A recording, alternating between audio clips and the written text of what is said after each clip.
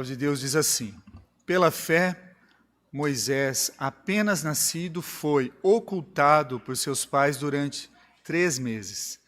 Porque viram que a criança era formosa, também não ficaram amedrontados pelo decreto do rei. Pela fé, Moisés, quando já homem feito, recusou ser chamado filho da filha de Faraó, preferindo ser maltratado junto com o povo de Deus a usufruir dos prazeres transitórios do pecado, porquanto considerou o opróbrio de Cristo por maiores riquezas do que os tesouros do Egito, porque contemplava o galardão.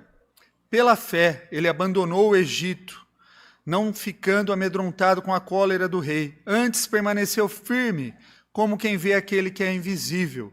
Pela fé, celebrou a Páscoa e o derramamento do sangue, para que o exterminador não tocasse nos primogênitos dos israelitas. Pela fé, atravessaram o Mar Vermelho como por terra seca. Tentando os egípcios, foram tragados de todo. Vamos ter uma palavra de oração, pedindo iluminação do Espírito Santo para a nossa mensagem dessa noite. Senhor Deus, graças te damos, ó Deus, por tua palavra. Ela foi lida, ó Deus, e que teu Santo Espírito, na instrumentalidade, ó Pai, que ele age em nossos corações, aplique esta palavra aos nossos corações. Abençoe aqueles que estão nos acompanhando também, ó Deus, que eles possam em breve estar junto conosco, participando dessa comunhão maravilhosa que teremos daqui a pouco, que é o partir do pão, Senhor. Sê conosco nesse momento da mensagem, em nome de Cristo Jesus. Amém. Uma pesquisadora chamada Shena Iyengar, autora de um livro que chama-se A Arte da Escolha, ela concluiu que um indivíduo toma cerca de 70 decisões por dia, tá? São 25.550 por ano, e ao longo de 70 anos seriam 1.788.500 decisões. E é nessas decisões diárias que nós encontramos o desenvolvimento da nossa fé. Tá? Hoje nós vamos olhar para um homem que tomou principalmente boas decisões, Moisés. Tá? Ele foi considerado um homem notável pelo próprio Deus. Em Números 12, de 6 a 8, Deus disse assim: então disse, ouvi agora as minhas palavras, se entre vós há profeta, eu, o Senhor, em visão a ele, me faço conhecer ou falo com ele em sonhos. Não é assim com meu servo Moisés, que é fiel em toda a minha casa. Boca a boca falo com ele, claramente, e não por enigmas, pois ele vê a forma do Senhor. Como, pois, não temestes falar contra o meu servo, contra Moisés? Moisés foi chamado de o homem mais humilde da terra. Ele se tornou um grande servo de Deus por causa de uma série de decisões corretas na sua vida. Todos nós, nosso dia a dia, temos que tomar decisões. E muitas vezes elas estão relacionadas com a nossa fé, com a nossa vida, com o nosso Deus. Ou eu, muitas vezes, tenho que decidir escolher os meus prazeres, realizar as minhas vontades, ou ser fiel ao meu Deus. Isso, todos os dias nós tomamos decisões. E alguns destaques que esse texto nos traz, né? Nós começamos com as palavras, foi pela fé. Então, algumas decisões da nossa vida têm que ser pela fé. E quando tomamos decisões pela fé, ela vai custar caro para nós. Vai custar porque a fé em Deus, ela não é benquista, não é bem vista. Nesse mundo que nós estamos vivendo hoje, um mundo secularizado, um mundo hedonista, onde procura apenas o quê? Realizar prazeres pessoais, meritocracia. Então, as decisões tomadas pela fé em Deus, elas não são bem vistas. Mas o nosso texto diz, né, que pela fé Moisés, apenas nascido, foi ocultado por seus pais durante 3 meses, porque viram que a criança era formosa. Também não ficaram amedrontados pelo decreto do rei. Tá? Então, decisões diante de Deus pode ser que sejam decisões que vão contrário às leis dos homens. Então, muitas vezes nós vamos ter que nos posicionar. Isso é chamado de desobediência civil. E muitas vezes vai ser necessário tomarmos algumas desobediências civis. Se você olhar para o início do livro do Êxodo, vemos o que? Os descendentes de Abraão, Isaac e Jacó, eles foram parar no Egito, né, por causa de José, filho de Jacó. E ao longo dos anos, os hebreus foram crescendo. E como eu já disse aqui, era um grupo de egípcios, os egípcios nativos da terra, eles se deslocaram para o sul. Os egípcios Hicsos tomaram posse da região norte, do delta do Egito, onde a margem do Nilo. E foi nessa época que José e o povo de Israel era conhecido e era bem quisto no Egito. E com o passar dos anos, esse povo foi crescendo, se multiplicando. Os Hicsos perderam a hegemonia do Egito, os egípcios nativos dominaram novamente o delta do Nilo, e aquele povo lá era desconhecido diante do novo faraó que estava lá. Então, o que o faraó fez? Para se defender daquele povo que crescia demasiadamente, fez o povo de Israel escravos. O povo continuou crescendo, e faraó, então, instruiu as parteiras para que matassem os meninos dos hebreus, e elas não fizeram isso. Em seguida, ele deu a ordem de jogar todos os bebês do sexo masculino no rio, para se afogarem. Foi nessa época que Moisés nasceu. Viram que ele não era uma criança comum, né? Uma outra tradução, se você ler na Bíblia NVI, você vai ver assim: viram que ele não era uma criança comum e não temeram o decreto do rei. É uma outra tradução que pode ser dada para uma criança formosa. A expressão criança incomum também pode significar uma criança superdotada, uma criança extraordinariamente promissora. Tá? O historiador judeu Flávio Josefo, ele diz assim: os pais de Moisés receberam uma revelação de Deus sobre o destino de seu filho. E é por isso que eles escolheram infringir a lei. Qual era a lei? A lei era que jogassem os meninos. E eles não cumpriram a lei de Faraó. Isso se tornou uma desobediência civil, irmãos. Eles esconderam o bebê por 3 meses. Imagina, bebê escondendo por 3 meses. O bebê não chora, né? O bebê não faz barulho, é fácil. Não foi algo fácil esconder por 3 meses aquela criança, aquele recém-nascido. Quando não podia mais escondê-lo, o que a mãe de Moisés fez? Colocou ele num cesto, colocou ele no rio Nilo, próximo da filha de Faraó, onde ela se banhava. E a filha de Faraó encontrou Moisés, apaixonou-se por aquela criança. E Deus, na sua providência, o que ele fez? Contratou a mãe de Moisés para cuidar daquela criança, para ser a ama de leite, até que ele se tornasse adulto, tivesse a idade da razão. E foi assim que Moisés cresceu na casa de Faraó e teve a educação que ele recebeu. E a educação essa que permitiu que ele escrevesse os 5 primeiros livros da Bíblia. Os pais de Moisés e as parteiras, eles agiram com fé. E muitas vezes, eu não sei, as decisões que vocês têm tomado diante das enrascadas, das adversidades, da confrontação que o mundo nos coloca. Qual decisão que você tem tomado? Pela fé ou pela aceitação? Os adolescentes, muitas vezes, para serem aceitos, eles fingem que são agentes secretos de Deus, né? Ninguém sabe que eles são cristãos. E nós, adultos, muitas vezes também agimos como os hipócritas. Fingimos que não somos de Deus e não tomamos as nossas decisões pela fé. Os pais de Moisés e as parteiras tomaram decisão pela fé, tá? Pela fé. E fizeram o que era certo, mesmo que envolvesse o que nós chamamos de desobediência civil. Desobediência civil não é o mesmo que uma atividade criminosa, entenda isso, irmãos, que demonstra desprezo pela lei, é diferente. É uma recusa respeitosa em obedecer algo que vai contrário à ética ou à palavra de Deus.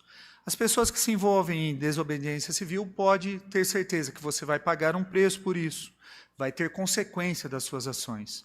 Você pode ir para a cadeia, você pode perder um emprego, ser demitido, perder a amizade, ou até mesmo perder sua vida, dependendo do que você está contrariando.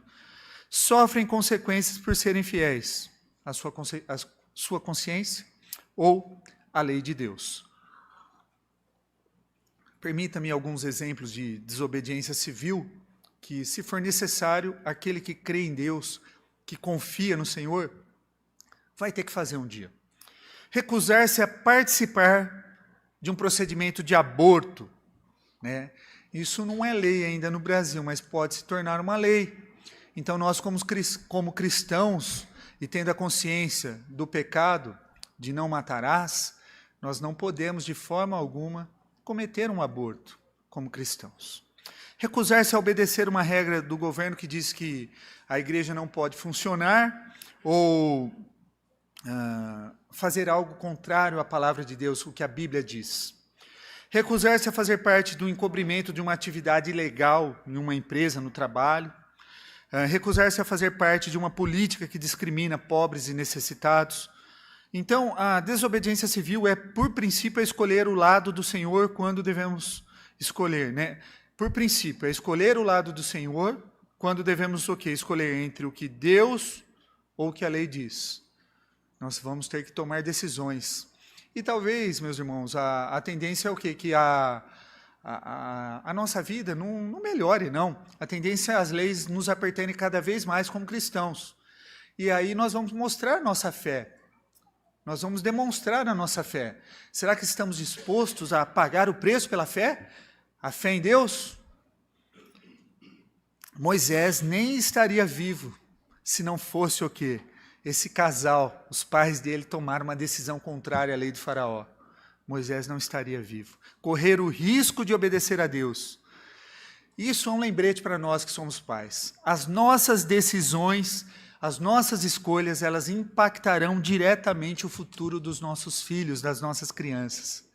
Então, se você está passando o paninho para o seu filho pecador, está encobrindo o pecado dele, você está contribuindo para que ele se afaste cada vez mais de Deus. Você está fazendo isso. Tá? As nossas decisões, elas impactarão diretamente no futuro dos nossos filhos. Se comprometemos os mandamentos de Deus, o quê? Nossos filhos naturalmente seguirão o exemplo. E, ao mesmo tempo, se nós demonstramos respeito pela lei de Deus, por nossos filhos, serão mais propensos a obedecer à lei de Deus, se a gente ensinar eles com amor. Kent Hughes, ele escreveu assim: a libertação de Israel começou com um casal obscuro, crendo em Deus no meio das trevas. Pense no que uma fé como essa poderia realizar hoje. A fé escolhe ficar com o Senhor e não com a cultura. Pela fé, Moisés, quando já homem feito, né, a palavra de Deus diz, recusou ser chamado filho da filha de Faraó, preferindo ser maltratado junto com o povo de Deus a usufruir dos prazeres transitórios do pecado, porquanto considerou o opróbrio de Cristo por maiores riquezas do que tesouros do Egito, porque contemplava o galardão. Isso fala muito para nós, irmãos. Muitas vezes nós estamos apenas visando o plano terreno, bens materiais, e comprometendo a nossa fé por causa disso. Nós temos que tomar muito cuidado. Não comprometa a sua fé. Não tem nada de errado não também você ganhar, você ter bens materiais, você conquistar as suas coisas. Mas não comprometa a sua fé por causa disso. Não peque para ter as coisas, para conquistar as coisas. Tá? 40 anos se passaram quando nós voltamos a ver Moisés. Agora ele faz parte da realeza do Egito, ele está na linha de poder, e ao que tudo indica, tem o quê? O mundo na ponta, né, dos dedos. Um dia ele estava o quê? Andando, viu o egípcio batendo lá no hebreu, ele interferiu, ele não ficou lá, opa, esse é do meu povo, eu vou ficar vendo ele apanhar aqui? Não. Eu lembrei de um personagem, de um jogador de futebol, né, que ele deu uma entrevista certa vez. Você prefere bater pênaltis ou ir para a briga? Ele falou, não, eu prefiro ir para a briga. Né? Moisés fez isso. Ele falou, não vou ver. Eu não vou ver meu povo não sofrer. Ele foi lá, interferiu, e ele acabou matando aquele egípcio. Talvez não fosse a intenção dele, mas ele não deixou o seu povo padecer. Ele mesmo sendo filho da filha de Faraó, vivendo ali no palácio, transitando entre o povo dele que era escravo, ele interferiu naquela batalha, ali, naquele chicoteamento que o hebreu estava sofrendo. O autor Hebreus ressalta, né, que Moisés escolheu sofrer por causa de Cristo, porque ele estava olhando adiante para a sua recompensa, o galardão, como ele diz aqui. Moisés entendeu que servir a Deus era muito mais importante do que o avanço material.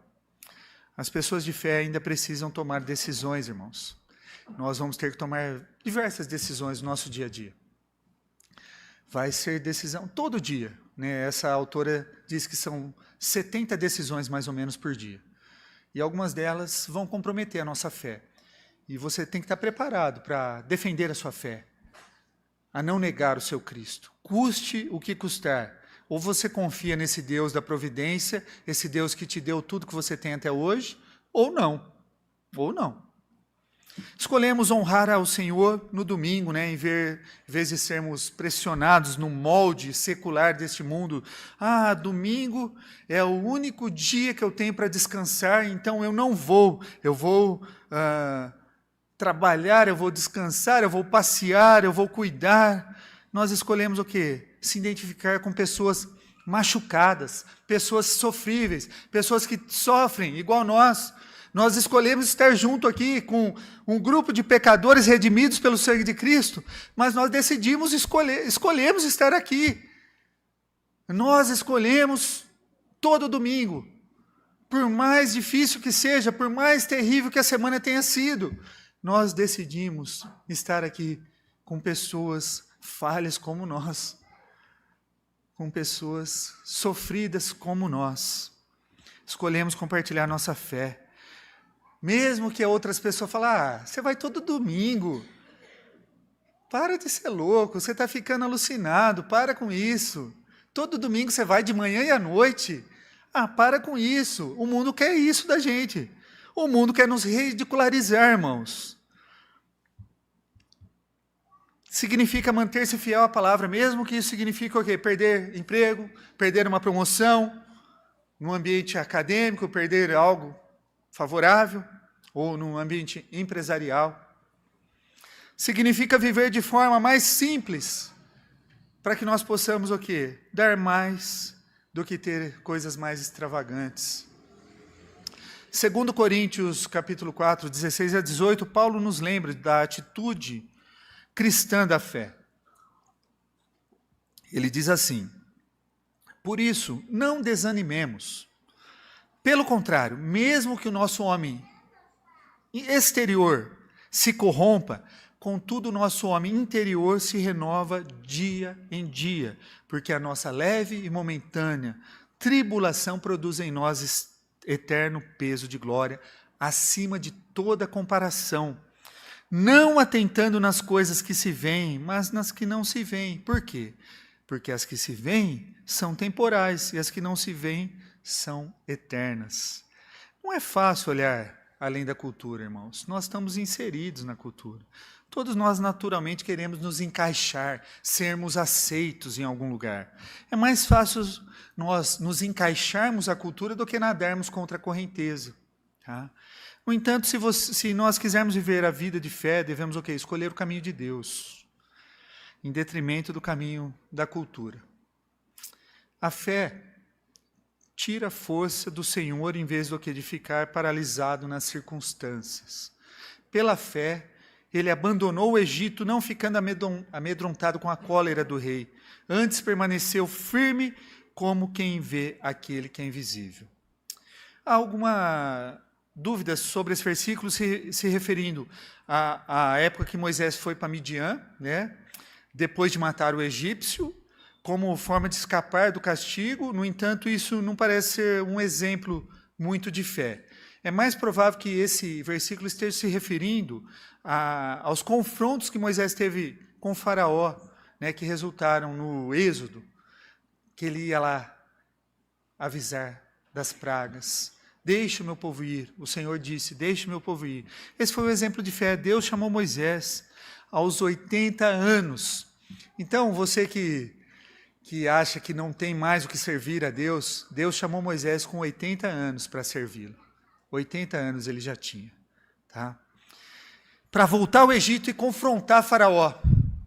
E talvez você, se você tiver fé suficiente, se colocar à disposição de Deus, Deus possa te usar de maneira extraordinária. Faraó fez o possível para desencorajar e intimidar Moisés.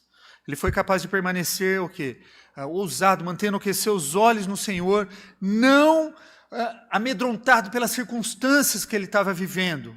Ele lembrou do poder de Deus, em vez de ser intimidado por Faraó. Como resultado, Moisés ficou de pé. E Faraó foi o quê? Confrontou Faraó durante as 10 pragas. Pela fé, Moisés celebrou a Páscoa, o derramamento do sangue, para que o exterminador não tocasse nos primogênitos israelitas. Essa foi a praga final, nós vimos hoje pela manhã, a morte do primogênito. A morte do primogênito significava o quê? Que era necessário, para que ninguém morresse, um substituto. O substituto era aquele cordeiro, que eles tinham que imolar aquele cordeiro, comer aquele cordeiro e passar o sangue nos umbrais da porta. Nós não sabemos, como falamos hoje cedo, se os egípcios, alguns passaram o sangue nos umbrais da porta ou não, e se foram só os israelitas que passaram o sangue nos umbrais da porta. Mas o que nós sabemos é que todo aquele que passou o sangue no umbral da porta foi salvo, foi celebrado a Páscoa. Porque Páscoa significa passagem. Onde tinha o sangue, o exterminador passou. Páscoa significa passagem. Ali teve um substituto. Ali foi morto alguém para que não morresse o primogênito. Então, em todo lugar, mesmo que um egípcio, um hebreu tivesse passado lá, na desconfiança, a gente não sabe se vai ou não, vamos passar para garantir, né? Mesmo que ele não tivesse fé no sacrifício daquele que viria, daquele que esmagaria a cabeça da serpente, que foi prometido lá em Gênesis. Mesmo na desconfiança dele, ele foi salvo. Por quê? Porque nós somos salvos pelos méritos de Jesus Cristo e não somos salvos por nossas obras, por aquilo que nós fazemos. Ele obedeceu, ele creu, mesmo desconfiando. Então, mesmo que nós erramos nos nossos atos, nós somos salvos em Cristo Jesus. Pelos méritos de Cristo, Ele nos perdoa. É Cristo que nos salva, é Cristo que nos redime. Nós celebramos a ceia do Senhor hoje, todo domingo. É o culto ao Senhor, é o culto da passagem, é o culto da Páscoa. Nós celebramos o dia do Senhor, o dia que Ele ressuscitou dos mortos. E hoje nós vamos celebrar, lembrar do que Ele fez por nós naquela cruz. Cristo, um pacto unilateral, só é prometido por quê? Porque Cristo consegue cumprir. Deus conseguiu cumprir aquele pacto feito lá atrás com Abraão, com Isaac, com Jacó. E nós não, nós falhamos, nós erramos. Mas nós não somos o quê? Punidos, porque o pacto é cumprido em Cristo unilateralmente. E Cristo foi partido ao meio, Cristo morreu pelos nossos pecados. Ele é o substituto. Ele entrou no nosso lugar, tomou o nosso lugar, para que nós não morrêssemos pelos nossos pecados. E quando os filhos primogênitos morreram, Faraó, cheio de tristeza, disse aos hebreus para partirem. Ordenou, saiam logo daqui. Tenho certeza que quando os hebreus estavam marchando para longe, eles celebraram a liderança de Moisés. Moisés, nosso líder, nos tirou do Egito. No entanto, alguns dias depois, a dor de Faraó se transformou em raiva e ele queria destruir os hebreus. O povo podia ver os egípcios perseguindo eles. Na frente o Mar Vermelho, atrás os egípcios. E aí vocês imaginam o que eles devem ter falado. Ah, Moisés, seu miserável, deixasse nós lá. Por que você tirou a gente de lá? Agora nós vamos morrer. Não tem escapatória. Seria bom se os hebreus dissessem assim: Deus proverá, Deus cuidará de tudo, e avançassem em fé. Mas o livro do Êxodo nos diz que eles entraram em pânico. Moisés deixou de ser aquele herói e passou a ser o foco da culpa. Êxodo 14 diz assim: Moisés, porém, disse: não tenham medo, apenas permaneçam firmes e vejam como o Senhor os resgatará neste dia. Vocês nunca mais verão os egípcios que estão vendo hoje. O próprio Senhor lutará por vocês. Fiquem calmos, não tenha medo. É Deus que luta as nossas batalhas, irmãos. É Deus que vai à frente. Mesmo quando as circunstâncias pareciam sombrias, Moisés ainda mantinha o foco no Senhor. Como Abraão, ele sabia o impossível. Para Deus não era impossível. A fé deste homem inspirou uma nação. Deus disse para Moisés levantar o cajado e levantou, o mar se abriu. E depois eles atravessaram em terra seca. E posteriormente o mar se fechou e todos os egípcios foram mortos. Morreram. E simboliza o quê? Que eles não mais veriam aqueles inimigos, não mais veriam aquela entidade satânica, aquilo que representava o mal. Diante de tudo isso que nós lemos, o que nós podemos levar para o nosso dia a dia, irmãos? Como nós podemos e devemos aprender sobre nossa fé? Primeiro, Deus disse, para começar, a mensagem, aprendemos o quê? Moisés, pela fé, a respeito das decisões que ele tomou. A fé cresce cada vez que escolhemos o Senhor ao invés do mundo.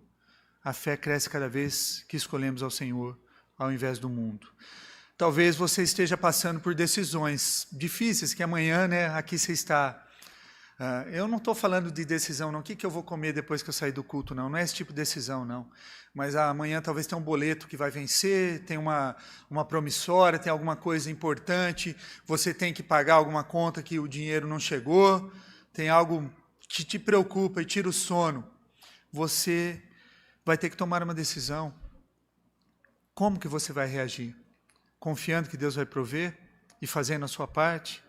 Em segundo lugar, aprendemos que a fé é sobre onde escolhemos focar, o nosso pensamento. Moisés e seus pais, em contraste aos hebreus como todo, eles se concentraram nas dificuldades. Muitas vezes você está se concentrando apenas nas dificuldades. Enquanto Moisés manteve o foco aonde? No poder da suficiência de Deus. Isso não é um problema. Isso é um problema que todos nós temos. Quando a gente passa por problemas, a gente fala... e agora? Será que vai dar certo? Será que vai resolver? Será que nós vamos conseguir? Em vez de começar a sentir ansioso, o que nós devemos fazer? Onde eu estou concentrando minha atenção? Muito provavelmente você está focando no problema ao invés do Senhor, o solucionador de problemas. Terceiro lugar, uma fé genuína, ela é contagiante. Por quê?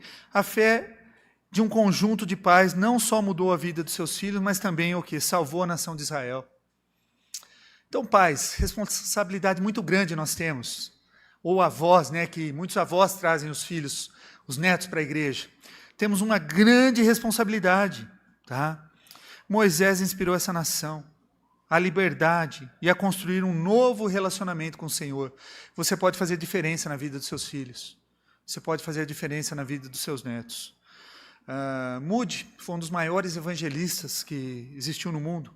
Ele disse assim: o mundo ainda precisa ver o que Deus pode fazer através de um homem que está totalmente vendido a Ele. Eu me pergunto, o que Deus poderia fazer comigo, com você, se nós o servíssemos de todo o coração? O que Deus poderia fazer através dessa igreja, se nós estivéssemos o quê? De todo o coração nos dedicando a Ele. Imagina, o que está entre você e uma devoção de todo o coração ao Senhor? Você está distraído com circunstâncias, ou o que você vai comer daqui a pouco? Se realmente nós confiássemos nele, Deus poderia acender um fogo do avivamento nessa igreja, nesse bairro, nesse país que se diz evangélico, um país que diz que 30% do povo é evangélico, onde a gente vê aumentando a criminalidade, a corrupção, onde evangélicos têm apoiado bandidos. Nós precisamos rever muitos conceitos, irmãos, que fogem, mas é na hora de decisão e não de omissão. Nós precisamos escolher viver com a fé na dependência do Senhor e tomar decisões corretas, que vão impactar a nossa sociedade, impactar a nossa família, que vão mudar o jeito de nós vivermos e vai servir de exemplo para os nossos filhos. Se nós confiássemos nele, ele mudaria a nossa história, mudaria. Mas não, nós somos falhos. Nós precisamos nos engajar, ler mais a Bíblia, menos Facebook, menos Instagram, menos TikTok, dedicar mais tempo de oração, dobrar os nossos joelhos, confiar em Deus, ler bons livros, assistir boas séries. A ascensão agressiva das falsas religiões, as forças contrárias da cultura, do hedonismo, da busca do prazer, não tem chance contra o poder de Deus. Não tem chance contra o poder de Deus. Então, diante disso, meus irmãos, o que nós estamos esperando para mudar a chavinha? Para começar uma semana, uma segunda-feira diferente, começar um domingo à noite pós-culto diferente. O que nós estamos esperando? Vamos escolher as nossas decisões pela fé. Que Deus nos abençoe, irmãos. E Maranata, que venha o Senhor Jesus.